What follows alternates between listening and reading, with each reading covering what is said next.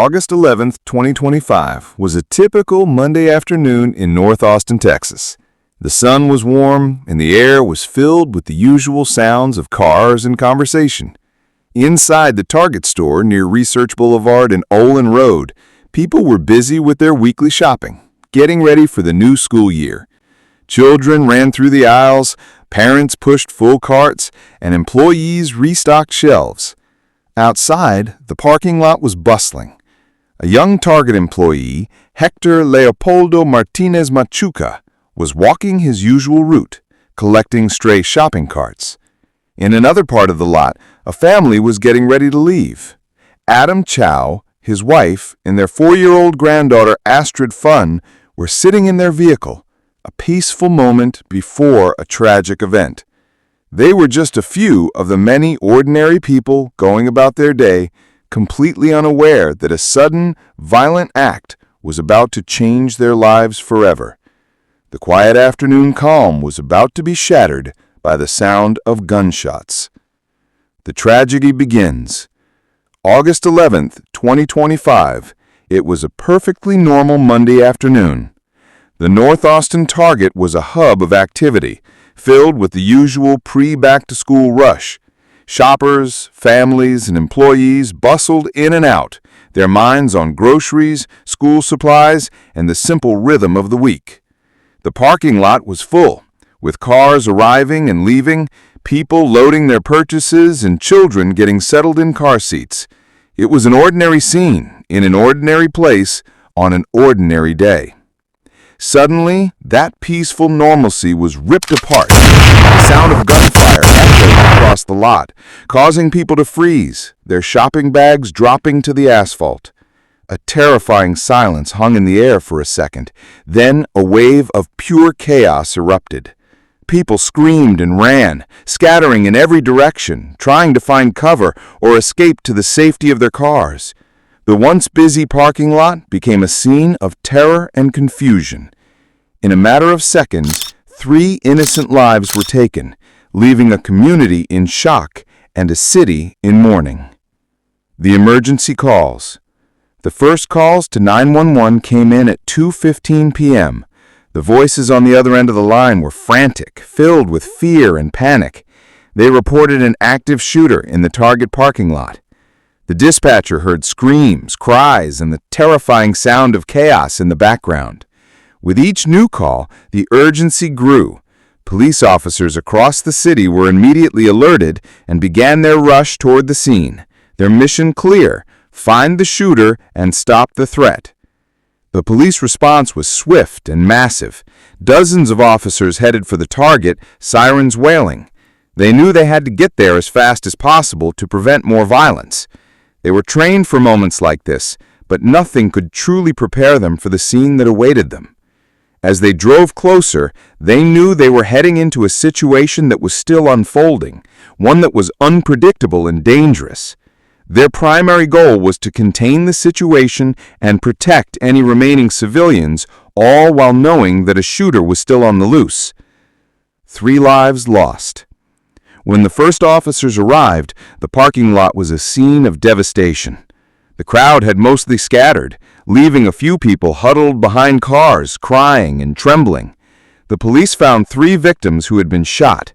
1 was already dead at the scene, and 2 others were critically injured. The immediate focus for the officers was on securing the area and finding the shooter, as their training taught them that stopping the threat was the first priority. Only after the area was deemed safe could they fully help the injured. The 2 wounded victims were rushed to the hospital with a small hope that they could be saved. But tragically, despite the best efforts of the doctors, they both passed away shortly after arriving. In the end, 3 innocent people had been killed in a senseless act of violence. The day that started with the simple pleasure of a shopping trip had ended in unimaginable sadness for 3 families. The city of Austin was left reeling from the heartbreaking news, and a search for the shooter was underway. The shooter's getaway. The shooter didn't stay to face the police. After his attack, he ran to a car that was parked nearby and jumped inside. It was a Toyota 4Runner, owned by one of the victims. He started the car and sped out of the parking lot, leaving the terrible scene behind. The police were still arriving, so the shooter was able to escape into the busy city streets, blending in with the afternoon traffic. The hunt for him had just begun. This wasn't a well-planned escape. It was a wild, desperate flight. The shooter drove recklessly, a clear sign of his panicked and chaotic state of mind. His actions didn't seem to have a purpose, just a need to get away from the horror he had just caused. The police now had a new mission: to track down the stolen vehicle and its dangerous driver. They put out an alert, broadcasting a description of the car to every officer in the city. The citywide manhunt was officially on, a race against time to stop the suspect before he could harm anyone else. An unbelievable chase. The shooter's escape was short-lived and full of bizarre twists. As he fled in the stolen Toyota 4Runner, he crashed into another vehicle. The collision was dramatic and disabled the car. But instead of surrendering, the shooter ran from the wreck. His chase on foot didn't last long, though. In a fit of desperation, he ran into a nearby car dealership, a new location for his chaotic and unpredictable actions. Once inside the dealership, the shooter allegedly assaulted several employees, adding more crimes to his list. He then stole a second vehicle and continued his wild flight across Austin. This was no ordinary criminal on the run. He seemed to be on a manic rampage, leaving a trail of destruction and terror wherever he went. The police, who were already trying to track the first stolen car, now had to adjust their search. They were trying to piece together a new set of clues, following a suspect's actions that made no logical sense. The manhunt continues. The police chase continued, becoming more and more bizarre with each passing minute. The shooter, now in a second stolen car, drove on, creating more chaos on the roads of Austin. The police were trying to coordinate their efforts, using every piece of information they could get from a growing number of 911 calls. People were reporting a reckless driver, a man causing trouble at a dealership, and other strange events. The suspect's flight was a mess, making it difficult for the police to know exactly where he was. Finally, the shooter crashed the second stolen car. He got out and started running again, but this time his actions were even stranger. He was found by police in a different part of the city, and the situation became even more unbelievable. The police had been searching for a dangerous gunman, but they found a man who was behaving in a way that was hard to understand. The long and strange chase was finally coming to an end, but it left the police with more questions than answers about the suspect's mental state. The victims: Hector. In all the chaos of the chase and the search for the shooter, it was easy to forget the victims.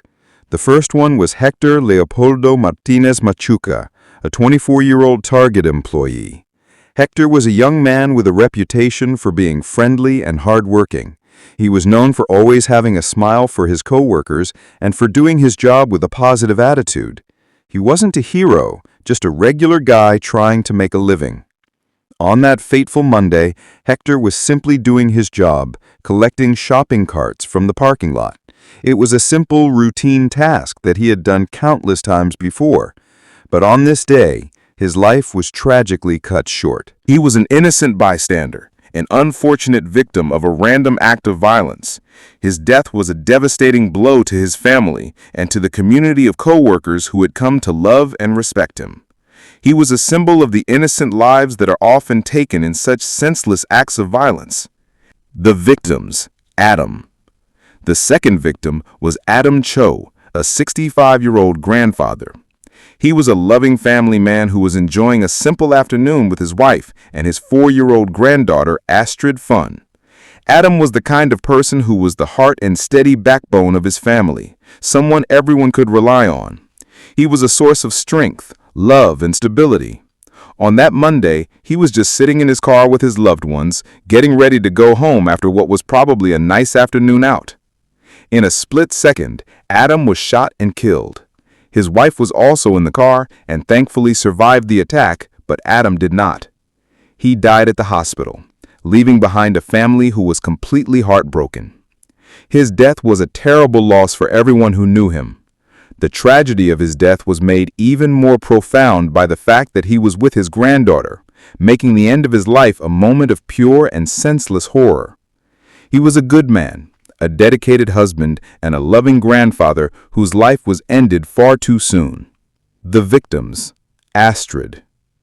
The third victim was Astred Fun, a 4-year-old little girl. She was the granddaughter of Adam Chow and was sitting in the back seat of her grandfather's car when the shooting happened. Astrid was a child full of pure silliness and joy. She loved singing, dancing, and making her family laugh with her childlike antics. She was a bright light in her family's life, and her presence brought so much happiness to everyone around her. Astrid was shot while sitting in the back seat of the car. She was a completely innocent child who had her entire life ahead of her. She was rushed to the hospital, but her young body couldn't handle the injuries. She died shortly after, leaving her family completely shattered. Her family's statement to the media was filled with heartbreaking details about her love for her grandfather, whom she called Gang Gang. Her tragic and senseless death was a stark reminder of how these violent acts can affect the most vulnerable among us. The suspect's identity. With the manhunt underway, the police were trying to identify the suspect. The city was on high alert as they searched for the man who had just taken 3 lives. Eventually, they were able to identify the shooter as Blaine Nineker, a 32-year-old man with a troubled past. Reports showed that he worked at a restaurant and lived by himself, but there was more to his story. The investigation quickly revealed that Nineker was no stranger to the law. He had a criminal history that included arrests for things like domestic violence, assault, and drug possession. He had even been convicted of assault in a family violence case in the past. This information painted a picture of a man with a history of violence. His criminal record, combined with the extreme violence of the shooting, led police to believe they were dealing with a very dangerous individual. The bizarre timeline. As the police put together a timeline of the events, the suspect's actions became even more bizarre. After the shooting, Nineker allegedly encountered a parked water truck while driving the stolen 4Runner. He reportedly opened the driver's door, assaulted the driver, and tried to take control of the truck himself. However, he couldn't figure out how to operate the large vehicle. In a fit of rage, he allegedly chased the driver with a pistol, only to give up and return to the stolen 4Runner. This part of the story was particularly strange. Nineker's actions were not those of a calm, rational criminal trying to escape. Instead, they showed a man who was completely out of control, acting on impulse without any clear plan. He was leaving a clear trail of evidence for the police to follow, committing more crimes as he went. The incident with the water truck was a key moment that showed just how erratic and unpredictable the suspect's behavior was, making the police's job of tracking him even more difficult and dangerous. More mayhem on the road. The chaos continued at 2:25 p.m., just 10 minutes after the initial shooting. The police reported that Nineker crashed the stolen 4Runner into a Volkswagen, causing a dramatic collision where his vehicle ended up on top of an SUV. This was the second car crash in his brief escape. Once again, Nineker did not stop or surrender. He exited the wrecked car and immediately went on the attack. He allegedly assaulted the driver of the Volkswagen, pushing her out of her car. In a desperate move to continue his flight, he then stole the Volkswagen and drove off. The poor driver was left at the scene, shaken and assaulted. Nineker's flight was not just an escape from the police, it was a violent rampage against innocent people. He was willing to harm anyone who got in his way, showing no regard for human life. This series of events showed that the initial shooting was not an isolated incident, but part of a larger, more violent spree. An encounter with technology. As Nineker continued his flight in the stolen Volkswagen, his actions became even more nonsensical. At 2:34 p.m., authorities reported that he approached a Waymo autonomous car. These are cars that drive themselves, and they were a common sight in Austin. The suspect, in a moment of what seemed like pure confusion, tried to break inside the self-driving car. He was unsuccessful in his attempt to get inside the vehicle, which was designed to be secure. After failing to get into the Waymo car, Nineker got back into the stolen Volkswagen and drove away. This strange encounter with a self-driving car was a clear sign of his confused and erratic mental state. It was a detail that further highlighted how disconnected from reality he seemed to be. His choices were not those of a calculated criminal, but of a person in a manic and delusional state. The police were dealing with a suspect who was behaving in ways they had probably never seen before, making it incredibly hard to predict his next move. The final break. At 2:37 p.m., just 3 minutes after his failed attempt to break into the self-driving car, Nineker took another strange turn. He reportedly drove to a house belonging to someone he knew from a Bible study group. He didn't knock on the door or try to talk to his acquaintance. Instead, he grabbed a brick and hurled it through the window of the house. This was another act of random violence that seemed to have no logical reason. This act of vandalism, directed at someone he knew, suggested that his violence wasn't completely random. It seemed he had a deep-seated anger that was being expressed in the most destructive way possible. This event was a critical piece of the puzzle for investigators, hinting at a possible personal motive or a deeper mental issue that was driving his actions. After this, his wild rampage was nearing its end, but the story was about to take its most unbelievable turn. The strange discovery. After the incident with the brick, Nineker abandoned the stolen Volkswagen. The next time police heard about him was at 2:58 p.m., when a resident in South Austin called 911. The caller reported seeing a man run into a portable restroom and then leave it completely naked. It was a bizarre and shocking report, but the description of the man's clothing, including a Hawaiian shirt, matched the description of the shooter. They knew they had to investigate this unusual new lead. This was a major turning point in the manhunt. The police had been searching for a man in a specific car, but now they had a report of a man on foot, acting strangely. The discovery of the abandoned clothing inside the restroom was a clear sign that this was their suspect.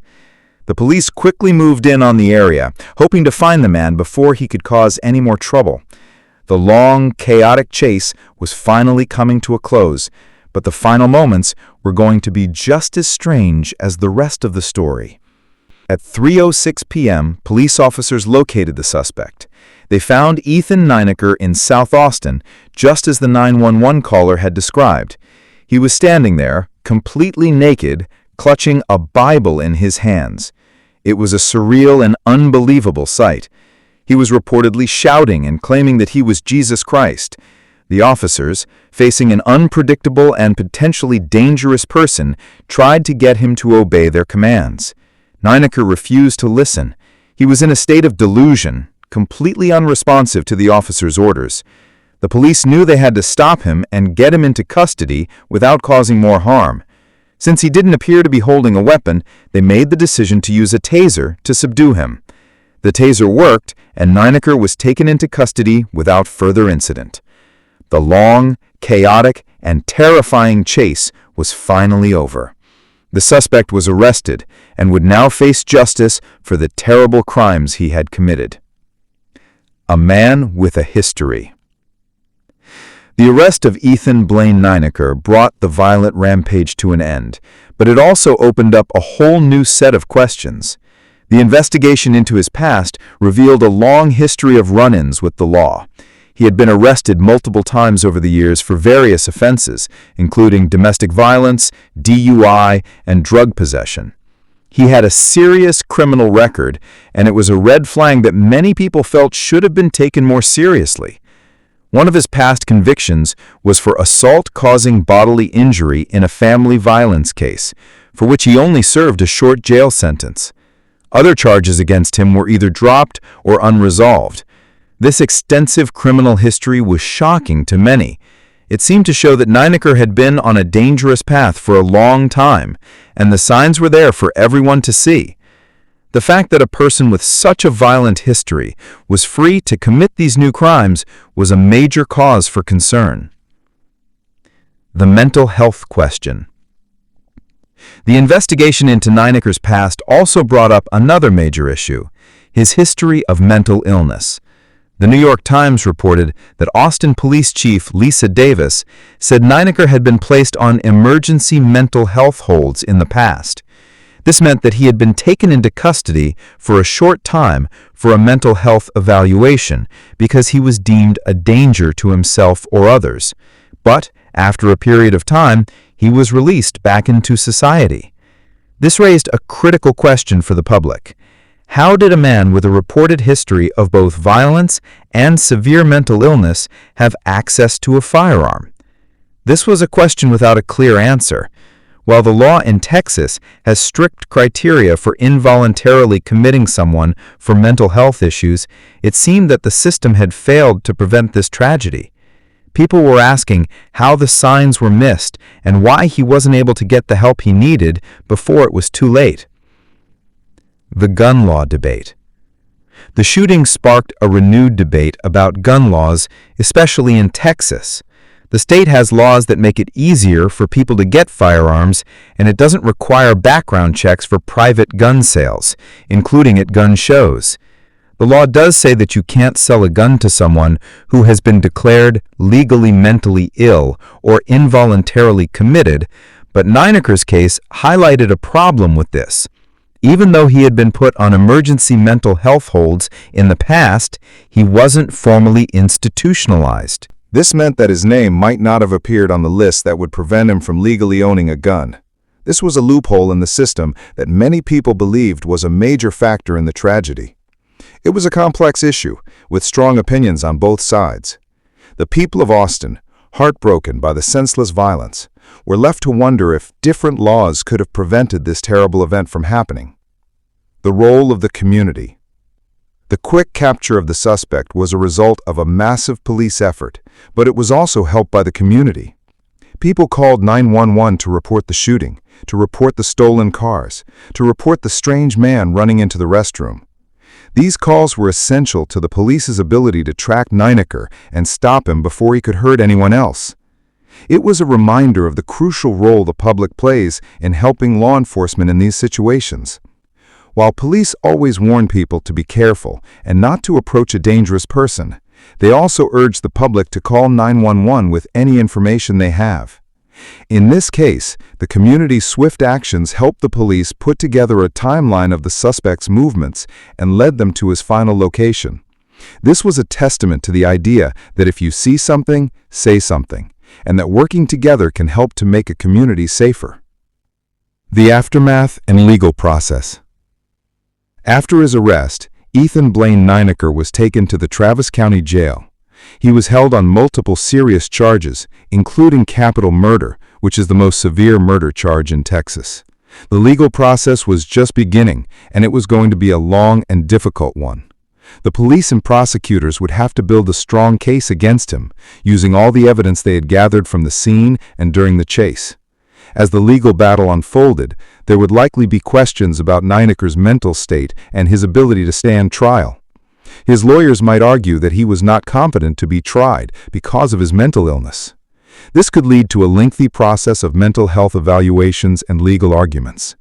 Regardless of the outcome, the families of the victims would have to wait a long time for justice, enduring a painful journey through the criminal justice system. The family's grief. The immediate aftermath of the shooting was a time of unimaginable grief for the families of the victims. A GoFundMe was set up for Astred Fun's family, and the community responded with an outpouring of support, raising tens of thousands of dollars to help with funeral costs. The support from strangers was a small comfort in a time of great pain. The Chow family released a heartbreaking statement, telling ABC News that Adam Chow was the heart and steady backbone of their family. They also shared that Astrid was pure silliness and joy, and that she loved her grandfather, whom she called Gang Gang. They expressed their complete heartbreak and said they missed them both so much. The words from the family showed the world that the victims were more than just names in a news story. They were real people with a real impact on the lives of those who loved them. A community mourned. In the days after the shooting, the community came together to mourn. Vigils were held outside the Target store, and a memorial of flowers and candles grew at the site of the tragedy. Strangers came to pay their respects and to mourn for people they had never met.